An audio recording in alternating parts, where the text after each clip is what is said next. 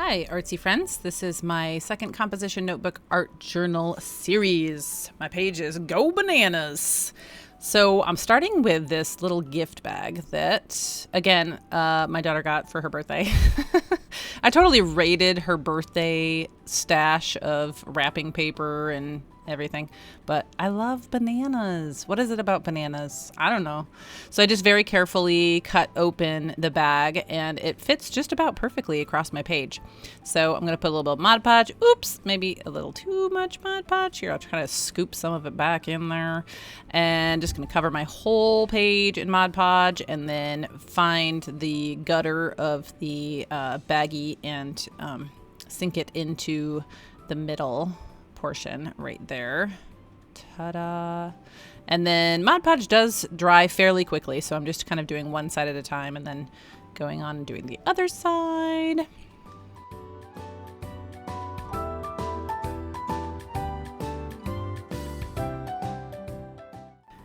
So this little nifty tool is a bone, which is handy to have if you're like card making or anytime you want like a really sharp crease. So I want to make sure anytime I put anything over the gutter of a 2-page spread that it sinks into the crack well enough that it's not going to create a weird tauntness to the page.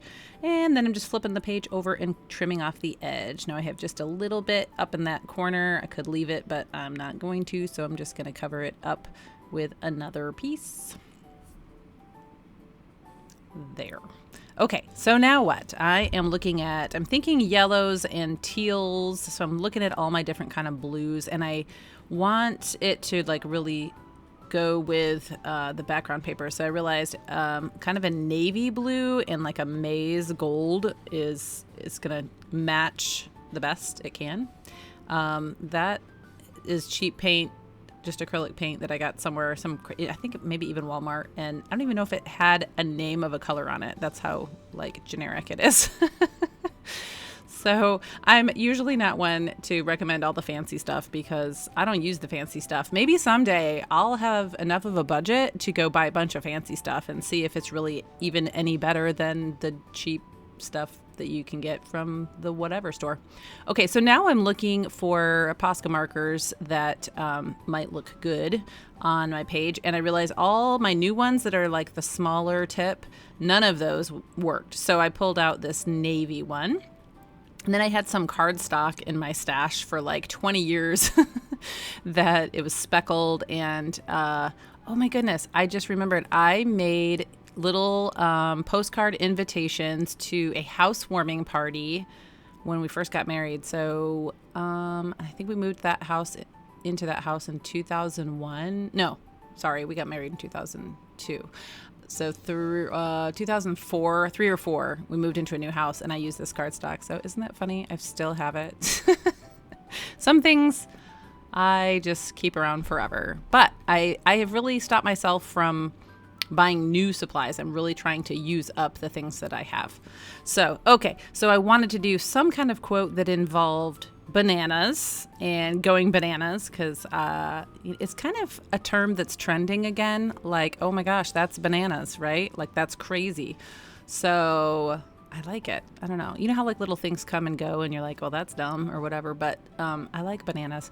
But then I also thought, how can I tie it in with just a fun quote? And I thought, when life gives you lemons, just go bananas. Do you get it, right? Like when life's not going your way, just, I don't know, go crazy, I guess. But not too crazy. Okay, so I guess I can take credit for that one, right? Like I'm taking 2 quotes that are like, pieces of other people's quotes, and I'm stitching them together to make my own quote. Okay, so I'm going to start with like this flag banner thing on the side because you could see as I was yapping how I just moved the words around the page to kind of see how I liked it. And I like it as a just a vertical quote. So now I got this is kind of an olive green color, which is also one of the colors kind of in the background with the banana. I don't know. I thought it was of the same, see if I get my terms right. Not hue, shade. Yeah, I guess it would be about hue. So like of the greens, it kind of, anyway, it went well. with my gold and my navy. And, you know, yellow and blue do make green. So I imagine if this yellow and this blue got together, it would make this kind of green. So I'm doing some neurographic art, which I was showing my daughter the other day, and I've mentioned this before, but I think the truly like almost therapeutic nature of neurographic art is when after you've made your first pattern, you go back and you follow a different direction than your original pattern. So it was almost like, okay, your brain wanted to do this, but now I'm going to stretch your mind a little and go in different directions. And then you can kind of technically cheat by just filling in the corners, which, you know, it's not really cheating, but I think in like therapeutic neurographic art, you would just keep your pen moving. So I might just do that sometime for fun instead of trying to just make it look cool. So that's what I'm doing.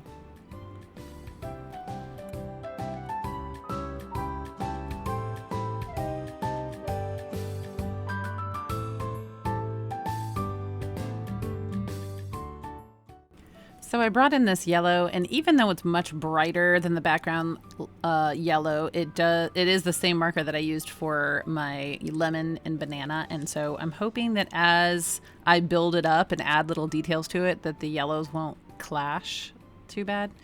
Yeah, I didn't have a marker that was a good match for that color, and I don't know. At this point, it bugs me a little bit, but I think at the end of the page, like it comes together and it doesn't stand out as much.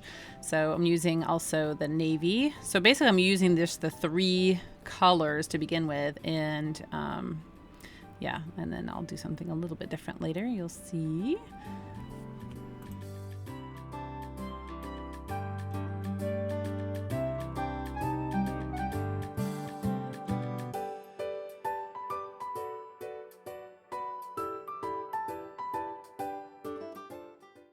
Okay, I guess we're already to a little bit later.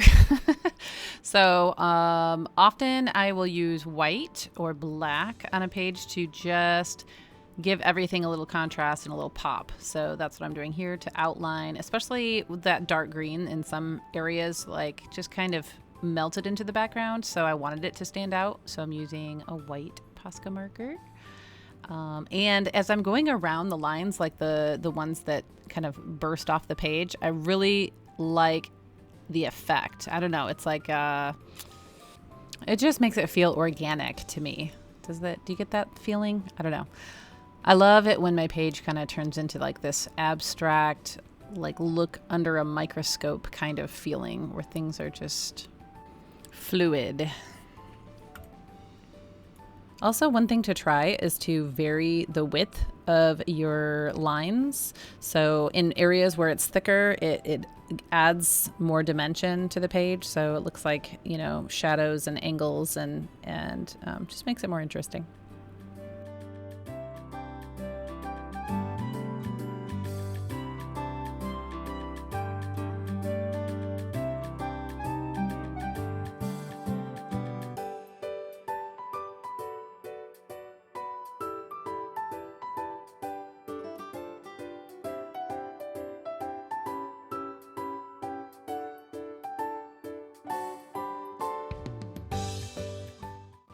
So I'm contemplating if I wanted to put my words down as is, or if I wanted to add a little bit of a border around each word. So I'm experimenting with this one that I had tried initially. So I'm kind of like, does it help? Does it make it pop? I think it does. So I'm going to go ahead and do that to all of the words and just gently taking the corner of the marker to create little lines. And it's kind of scribbly. It doesn't have to be perfect. Like everything, nothing has to be perfect, right? Mm-hmm.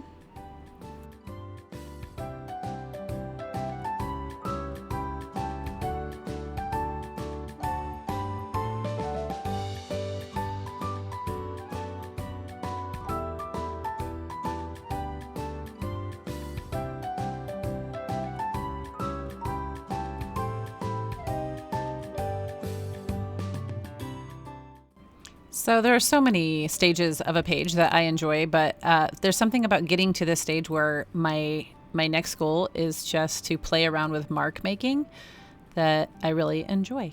So I'm starting with these big green dots on the eastern side of the white marks. And sometimes I try to keep the pattern somewhat consistent because I think overall it like brings, what's the word, congruency. And this is often the stage where I really kind of relax my mind and kind of tune out. Like it doesn't, I pick a pattern and then I kind of repeat it over and over. Like, okay, now I'm going to do small navy dots inside the white line on the opposite side of where I was starting.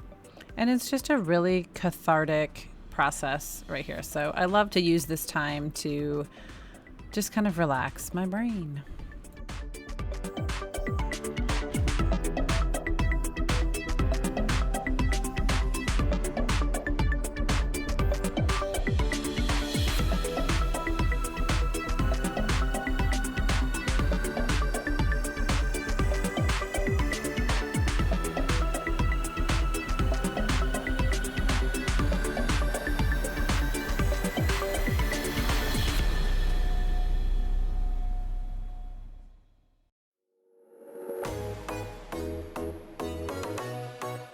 So when I find myself getting into the zone, you know, that cathartic stage where you're just really just enjoying the relaxation of doodling and mark making, I often will like, okay, what can I do next? How can I keep going? And I mean, some people are less is more kind of people.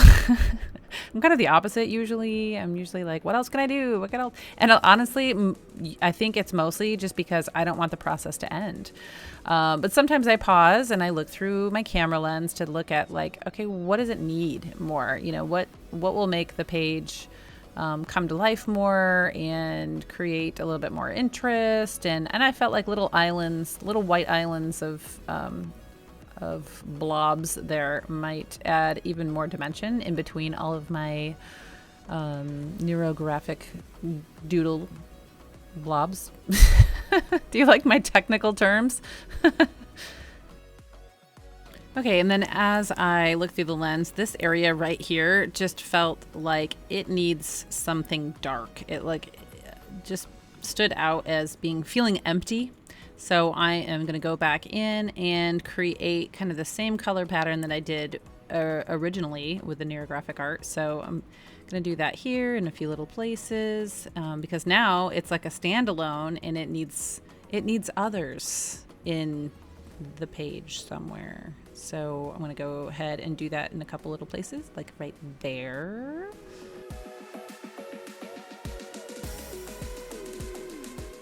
They're kind of like little floaty amoebas under my microscope, and they just needed more friends. Like maybe right there and right there needs a little bit more. So I'm going to have this one coming off the page, this amoeba. And then this amoeba is going to float right here.